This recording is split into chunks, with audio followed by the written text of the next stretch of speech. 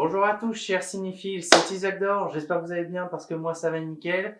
Pour clôturer cette belle année qui est 2024, je m'étais dit qu'on pouvait la terminer en faisant une critique sur un excellent film. Bon, je vais pas faire de suspense avec vous, vous savez très bien de quoi je vais parler aujourd'hui. Aujourd'hui, je vais vous présenter le film Sonic 3. Tu avais quand même raison sur une chose. Ça doit s'arrêter. Sonic 3 est un film d'action et d'aventure sorti le 25 décembre 2024 et réalisé par Jeff Fowler. Alors, désolé pour la prononciation, mais si vous le connaissez pas, il est surtout connu pour être le réalisateur de la trilogie Sonic, mais hors de ça, il est aussi connu pour avoir réalisé un court-métrage du nom de Gopher Brook. Sonic, Knuckles et Tails se retrouvent face à un nouvel adversaire, Shadow, un ennemi mystérieux et puissant au pouvoir inédit. Dépassé sur tous les plans, la Team Sonic va devoir former une alliance improbable pour tenter d'arrêter Shadow et protéger le monde.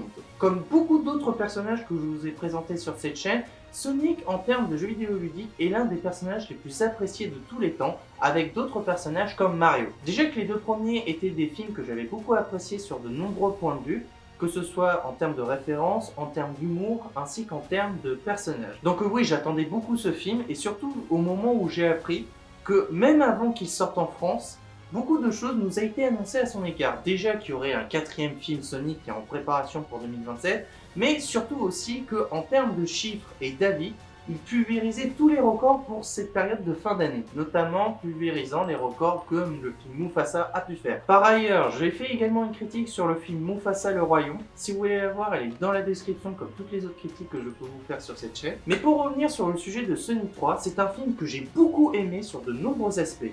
Bien évidemment, je vais vous dire ce que j'ai aimé ou pas tout au long de ces critiques, et comme à chaque fois, je vais d'abord vous donner mon avis sur son histoire. On perd pas de temps, allez, let's go! Parmi tous les films que je vous ai présentés tout au long de cette année 2024, Sonic 3 a la chance, plutôt le mérite je devrais dire, d'avoir l'une des histoires les mieux construites de tous les films que j'aurais pu voir cette année. Dans le sens où le film combine très bien l'humour ainsi que la profondeur, proposant un film très divertissant avec beaucoup d'intérêt, non seulement dans son histoire, mais aussi dans d'autres aspects, notamment sur la profondeur et le développement de ses personnages, qui est un point que je vous expliquerai un peu après. En effet, sur son histoire, je pourrais pas vraiment souligner de défauts qui feraient chuter sa qualité, dans le sens où le film propose vraiment une très bonne immersion avec une très bonne mise en scène et un bon rythme, qui fait qu'on s'ennuie vraiment pas du tout dedans et que c'est très fluide à regarder. J'ai vraiment apprécié ce film, il est à la fois drôle et touchant, et franchement j'ai pris mon pied jusqu'au bout. Et ce que j'ai apprécié également, c'est le fait que le film a eu la chance d'avoir une équipe qui a voulu se surpasser depuis les deux derniers films,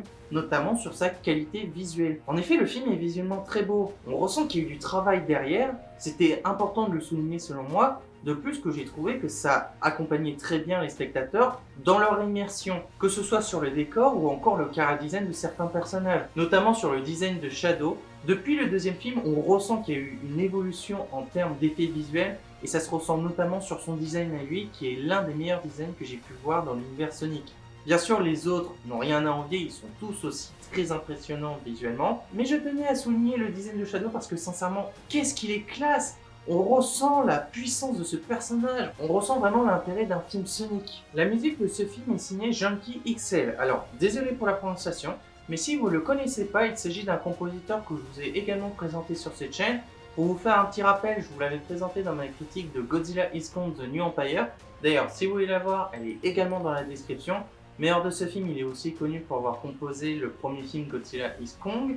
Mais hors de ça, il est aussi connu pour avoir fait les compositions par exemple de Mad Max Fury Road, Furiosa, Justice League de Zack Snyder, le premier film Deadpool, Rebel Moon partie 1 et 2, Alita Battle Angel, ainsi que la trilogie Sonic bien évidemment. Le ressenti musical que j'ai pu avoir pour le film Sonic 3, c'est l'exact inverse de celui que j'ai eu par exemple pour Mufasa le Roi Lion. Le film Mufasa le Roi Lion était un film avec des compositions musicales correctes, mais il y avait quand même un grand manque d'équilibrage entre les compositions et les chansons. Là, dans ce cas-là, bien sûr, il n'y a pas de chanson, plus précisément, il n'y a pas quelqu'un qui chante parce que c'est pas un film musical. Mais ce qui est appréciable avec le film Sonic 3, c'est que tous les choix artistiques en termes de musique qui ont été apportés pour Sonic 3 ont été bien choisis. Franchement, l'immersion sonore de ce film est au rendez-vous, proposant encore en plus un excellent divertissement à la fois drôle que profond. De plus, qu'on retrouve également un facteur que j'arrête pas de vous préciser depuis quelques temps,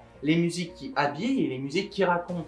Bien sûr, il y a à la fois des musiques qui habillent proposant d'excellentes scènes de divertissement, surtout pour les scènes avec une grosse intensité comme les scènes de combat, et d'autres scènes avec des compositions musicales avec de la profondeur qui permettent d'accompagner le développement et la profondeur de certains personnages, notamment celui de Shadow. Ce qui fait que le film propose à la fois autant de musiques qui habillent que des musiques qui racontent, qui permettent à un grand nombre de spectateurs de pouvoir se retrouver durant leur visionnage. Pour ma part, j'ai vraiment apprécié ces compositions.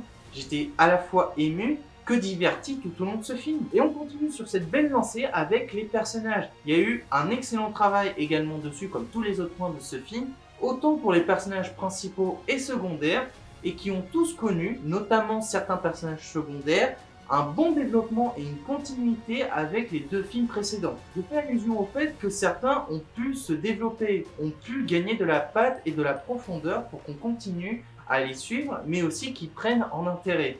Et le film propose une bonne continuité pour la plupart de ces personnages, surtout certains personnages secondaires.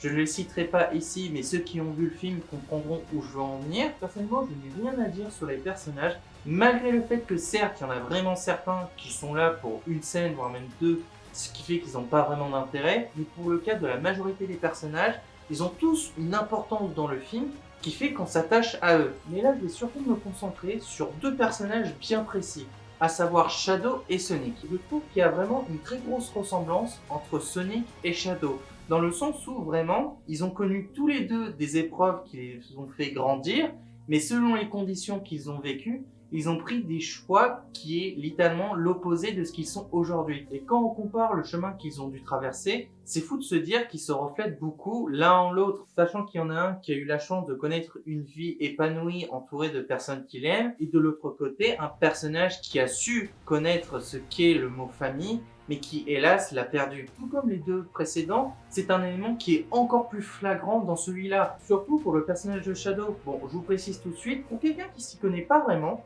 je dois bien reconnaître que Shadow est l'un des personnages qui m'a le plus marqué, dû par son histoire, aussi sur son côté mystérieux, mais surtout par la menace qu'il représente. Là, pour ce film, on a le droit à un vrai antagoniste pur et dur, qui reflète exactement ce que j'ai pu vous dire dans le film Mufasa, sachant qu'un personnage, il vient pas au monde en devenant méchant gratuitement. Un personnage devient méchant parce qu'il a été façonné ou qu'il a vécu des choses qui l'a conduit à devenir ce genre de personne. Et ça se reflète merveilleusement bien dans Shadow, qui est un personnage au départ qui ne connaissait pas grand chose, qui a eu la chance de connaître ce qu'est le bonheur et de pouvoir vivre avec une famille, mais qui hélas a connu la tristesse de le perdre, ce qui fait que ça l'a transformé en un autre personnage, plus précisément un personnage brisé, ce qui l'a conduit à devenir un méchant qui recherche qu'une chose, la vengeance. Donc oui, il y a eu un excellent travail sur les personnages principaux, mais également sur les personnages secondaires qui ont eu le droit à un très bon développement. Et ce résultat, on le voit surtout par le travail et l'interprétation fournie de la part des acteurs. Pour vous faire une idée, il y a eu quand même un excellent travail de leur part, ce qui fait que pour moi, je trouve que le casting de ce film mérite une note de 4,5 étoiles sur 5. Alors, pour vous faire une idée, on a pu avoir par exemple la présence de Ben Schwartz. Alors, désolé pour la prononciation. Si vous le connaissez pas, il est connu pour avoir joué dans la trilogie Sonic, mais hors de ça, il a joué également dans The Walk, House of Lee, ainsi que dans Space Force. Idris Elba, qui est un excellent acteur et que je vous avais déjà présenté sur cette chaîne plus précédemment dans ma critique de Pacific Rim, est un acteur qui a également joué par exemple dans Fast and Furious, Hobbs et Shaw, le film Prometheus, a également joué le rôle de Heimdall dans l'univers Marvel, dans Sonic 2 et 3, ainsi que dans The Suicide Squad. Colin O'Shaughnessy, alors désolé pour la prononciation, mais si vous la connaissez pas, elle est connue pour avoir joué seulement dans le film Sonic 2 et 3. Bien sûr, elle a joué dans d'autres films, mais je la connais seulement pour avoir joué dans ces deux films-là. Keanu Reeves, alors si vous le connaissez pas, franchement, c'est que vous vivez dans une grotte, parce que pour vous faire une idée, il est connu pour avoir joué dans les 4 films Matrix, également dans les 4 films John Wick, mais hors de ça, il est également connu pour avoir joué dans Speed, Point Break, mais également dans le film Replicas. Jim Carrey, qui est un acteur que j'apprécie beaucoup, l'un des plus drôles que j'ai pu voir dans ma vie, est connu par exemple pour avoir joué bien sûr dans la trilogie Sonic, mais hors de ça, par exemple dans le film The Mask, The Grinch, Bruce Tout-Puissant, The Truman Show, Ace Ventura, ainsi que dans le film Yes Man. James Marsden, comme beaucoup d'acteurs de ce film, est connu pour avoir joué dans la trilogie Sonic, mais hors de ça, il est aussi connu pour avoir joué dans Blackout Total, Hope, Westworld, Two Guns, ainsi que dans N'oublie jamais. Tika Sumpters, si vous la connaissez pas, elle est connue pour avoir joué dans Sparkle, Mise à l'épreuve, ainsi que dans la trilogie Sonic.